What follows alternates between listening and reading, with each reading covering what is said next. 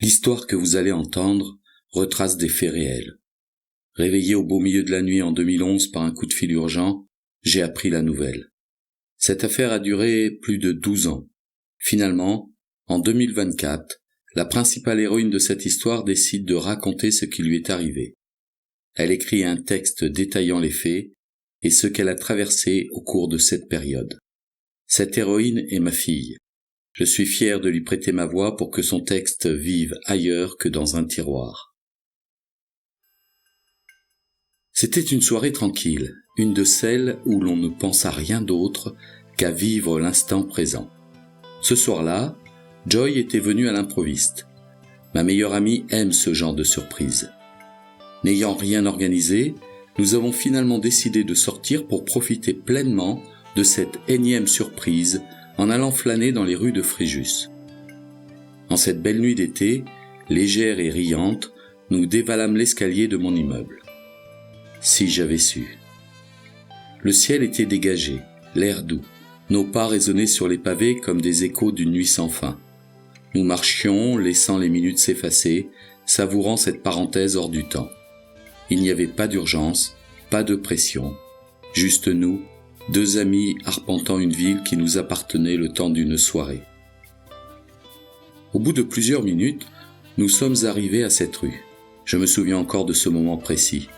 La lumière verte pour les piétons, nos mains qui s'accrochaient, prêtes à traverser. Le genre de moment où tout semble parfaitement aligné jusqu'à ce que le chaos s'invite sans prévenir. Insouciantes, nous traversâmes. Le choc fut brutal.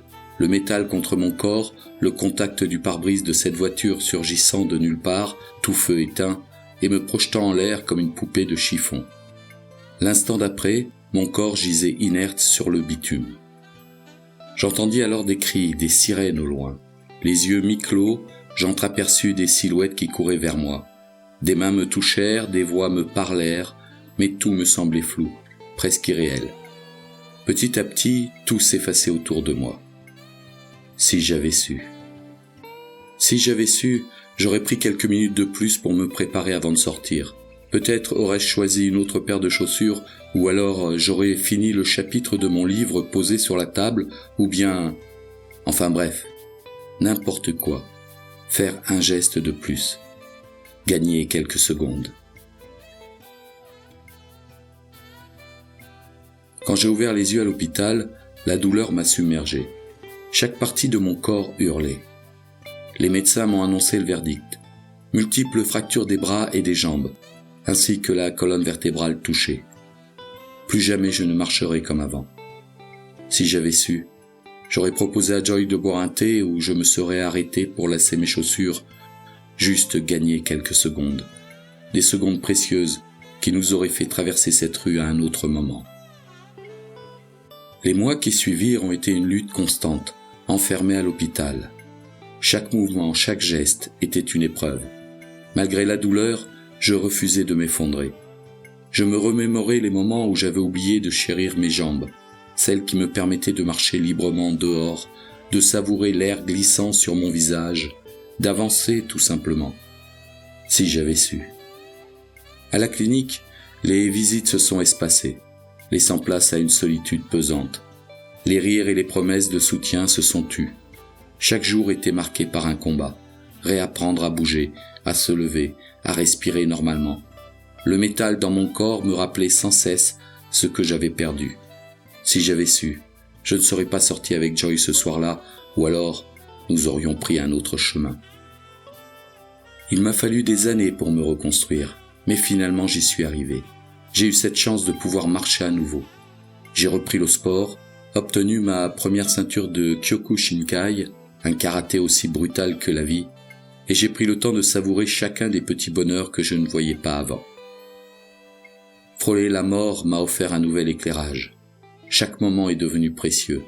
Tout est si fragile, si éphémère, à quelques secondes près. J'ai compris que la colère et le regret ne servaient à rien. L'amour et la beauté du monde qui nous entoure sont ce qu'il y a de plus important. Si j'avais su, aurais-je traversé cette rue? Oui, je l'aurais traversée encore et encore, parce que cette épreuve a fait de moi ce que je suis maintenant. Je n'ai pas simplement échappé à la mort, je suis né à nouveau. Et quand je croise dans la rue, ou ailleurs, des personnes en fauteuil roulant, quand je les vois essayer de monter un trottoir qui ne les veut pas, un escalier qui les condamne à rester en bas, un entretien d'embauche qui les refuse en raison de leur handicap, je repense à ce que j'ai enduré. Que je sois à l'abribus, dans un parc ou devant ma télé, il n'est pas rare que de petites larmes se mettent à couler spontanément sur mon visage. S'il y a des personnes autour de moi, immanquablement elles s'en étonnent. Je détourne alors le regard en souriant gentiment. Parfois, certains me demandent ce qui se passe. Je ne dis rien. Leur expliquer serait trop long, voire inutile. Car pour comprendre ces petites larmes, il faut avoir traversé la rue.